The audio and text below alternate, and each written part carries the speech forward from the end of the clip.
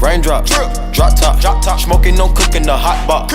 Fucking on your bitch, yeah, that. Cooking up dope in the crock pot. We came from nothing to something, nigga. I don't try nobody, grip the trick. Nobody call up the gang and they come and get gang. Cry me a river, give you a tissue.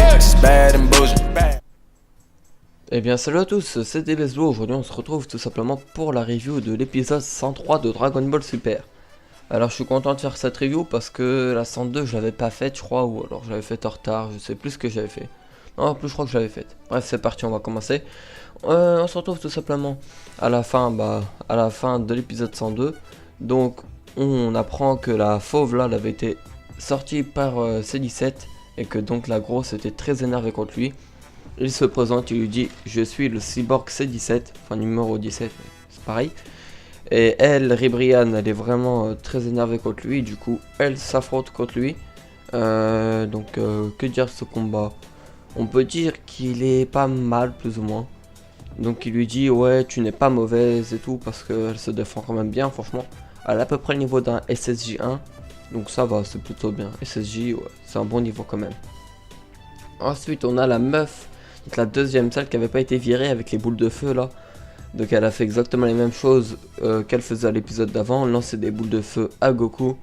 Ça me faisait penser à la technique de Piccolo qu'on reverra d'ailleurs dans l'épisode, je vous en reparle après, pardon. C'est parti. Goku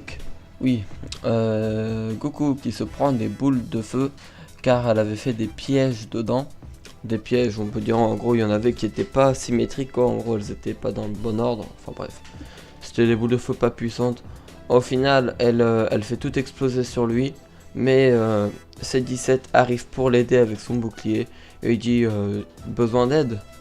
Et Goku lui dit non, pas besoin d'aide et tout. Donc, bah écoute, il l'a aidé quand même. Donc ensuite, qu'est-ce qu'on a déjà? Ah oui, il a dit je sais comment gagner. Donc ce qu'il a fait, c'était quand même ingénieux. Quand elle lançait des boules de feu, il les récupérait dans sa main, puis il les faisait grossir avec son énergie. Ce qui fait qu'il en a fait 3 autour d'elle, puis une 4ème qu'il allait lui faire exploser de toute façon. Il lui dit ton style de combat était instructif, ou un truc comme ça. Un peu comme il avait dit C17 à l'épisode d'avant. Et il lui envoie un énorme Kikoa dans la gueule. Je pensais qu'elle allait être virée de l'arène, mais non. Elle a été sauvée par un Yardra. Le Yardra de l'univers 2 qui est venu les sauver. Avec son déplacement instantané, ils ont pu se barrer tout simplement. Ils ont pu partir. Ensuite, on a quand même les scènes les plus importantes de l'épisode, selon moi. Je trouve c'est le mieux.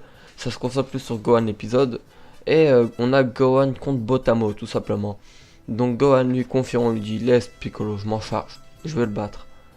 Alors là, il lui mettait des gros coups de poing dans le ventre.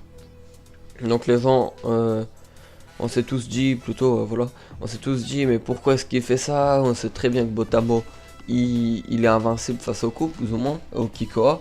Alors pourquoi il le spam de coups? En fait, ce qu'on n'avait pas remarqué, c'est qu'il met des coups vers le haut, en gros, il met comme des uppercuts. Une tonne d'uppercuts, quoi, il les met vers le haut. Ce qui fait que ça va tout simplement le soulever. Ça va soulever Botamo, il ne pourra même plus être au sol. Et donc il met des coups, voilà.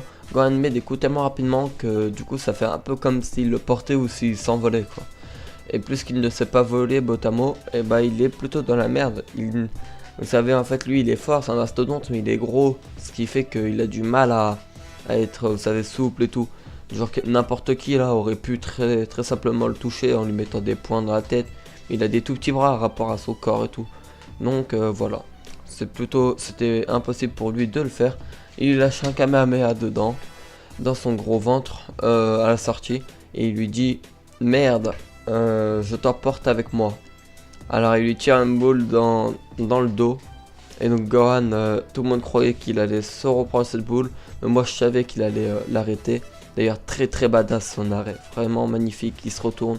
Avec un autre Kikoa, il l'arrête. Franchement très beau. Et je pense que là Gohan a pris une prise de conscience et à mon avis il arrive mieux à ne pas baisser sa garde et tout. Goku aussi, car on lui a dit 2 fois. Piccolo lui a dit et c'est 17. Alors qu'est-ce qu'on a d'autre après? Pardon, oui voilà. On a donc Piccolo qui va s'affronter en fait contre un des combattants de l'univers 10, il n'en restait que 2. Enfin, il en restait 3, mais le Yardrat, bon, j'ai pas mis cette scène, mais le Yardrat on a exclu un très rapidement, en 2 secondes. Donc je me suis dit il fallait pas la mettre. Je me rappelle plus de leur nom, mais il y a un combattant de l'univers 2 qui va s'affronter contre Piccolo et un autre contre Gohan. Donc au début on a le combat contre Piccolo. Il se croit chaud, le mec, il croit qu'il va le battre. Au final, comme je vous ai dit tout à l'heure, il va utiliser une technique, la grenade infernale. Pour les anciens DBZ, ceux qui se rappellent, il envoie une tonne de Kikoa tout autour de lui. Donc c'est un peu comme la meuf de tout à l'heure là. Et d'un seul coup, il réunit ses mains, ce qui fait qu'elles vont toutes se réunir vers lui et une énorme explosion retentit. Donc après, il avait plus qu'à le virer, donc il l'a balancé dehors, parce qu'il était KO le mec. Donc voilà. Ensuite, il y avait une scène, donc mais plus que c'était un petit peu long, j'ai pas tout mis, parce que ça me faisait trop de screen. C'était une scène donc où l'autre combattant, donc c'était le dernier, il était contre Gohan, sauf qu'il pouvait se dupliquer un peu. C'est un peu bizarre. Il pouvait se dupliquer et son énergie, il pouvait un peu la dupliquer n'importe où, ce qui fait que Gohan était un peu perdu, il savait pas comment faire.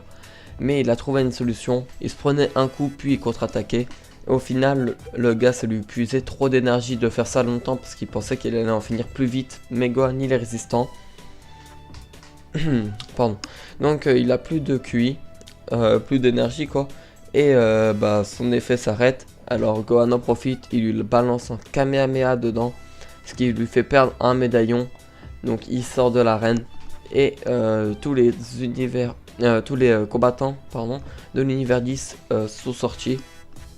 Donc Daishin Kansama annonce que l'univers 10 sera détruit.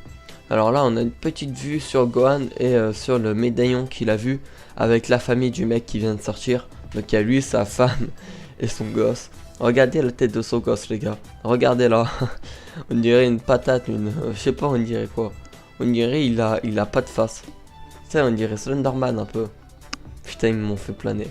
Même s'il faut pas se moquer parce que les pauvres ils sont tous détruits. Donc les deux combattants de tout à l'heure, tous les combattants qui étaient dedans. Et Gohasu. Non, Gohasu, il est détruit. Ça veut dire que Zamasu aurait été détruit si jamais il serait là. Mais malheureusement, lui il est déjà mort depuis un petit moment quand même. Donc voilà, Gohasu et Romashi Sama, je crois, un truc comme ça. Et la Kaishin sont tous morts. Donc le médaillon disparaît aussi. Donc Gohan, ça se voyait qu'il était pas bien, il était triste. Bref, c'est la triste réalité, mais c'est le tournoi, c'est le principe du tournoi. De toute façon, on doit se dire, même s'il les aurait pas, même s'il n'y aurait pas eu de tournoi, il aurait détruit des univers au hasard. Il comptait déjà détruire des univers Zeno. Bref, cet épisode était franchement pas mal, il était très bien animé. J'ai trouvé que Goku était plus mature que les épisodes d'avant. Il laissait moins sortir ses adversaires et tout. Et donc là, la preview de l'épisode 104, les amis, c'est un pur bonheur, les mecs. C'est un bonheur. Ça va être Goku SSJ God qui va s'allier avec Hit contre Dispo et Topo de l'univers 11. Ça va être magnifique, tout simplement. Les deux, on va pas dire les plus forts, mais vraiment des persos très puissants. Deux persos extrêmement puissants que à la base, on va pas dire qu'ils s'aiment. Qui s'aiment pas et qui s'aiment, parce qu'une fois ils ont ri ensemble et tout là quand il avait demandé de le tuer, mais voilà, c'est quand même des ennemis quoi. À la base rien que dans l'univers 6 contre l'univers 7 c'était quand même des sacrés ennemis, et savoir qu'ils s'allient, en plus Goku qui sont sans pan blue car ça utilise trop d'énergie je pense, du coup il a utilisé le God, elle lui va vraiment très bien cette transformation, il est super stylé comme ça. Il y est dans le manga contre Zamasu, il utilise le God. Mais on l'a pas revu depuis l'arc Beerus dans l'animé. Et donc là on le revoit, ça fait vraiment plaisir. En plus qu'il s'est lié avec Hit, ça va vraiment être un méga épisode. Plein de combats, plein d'animations. Ça va vraiment être génial. Les deux à côté, le Goku God et tout, et le Hit, putain c'est vraiment magnifique quoi. Donc voilà les mecs, c'est la fin de cette review. N'hésitez pas à m'envoyer que ce soit tout ce qui est, comme je vous avais dit dans une autre vidéo, tout ce qui soit vos PSN, PS4, PS3, IP, ID plutôt, Dokkan Battle quoi. Envoyez-moi si vous voulez votre Skype ou tout ce que vous voulez quoi. Bref, j'espère que cette vidéo vous aura plu. N'hésitez pas à vous abonner si ce n'est pas déjà fait. Et puis je vous dis à bientôt pour une nouvelle vidéo les mecs. Allez, salut!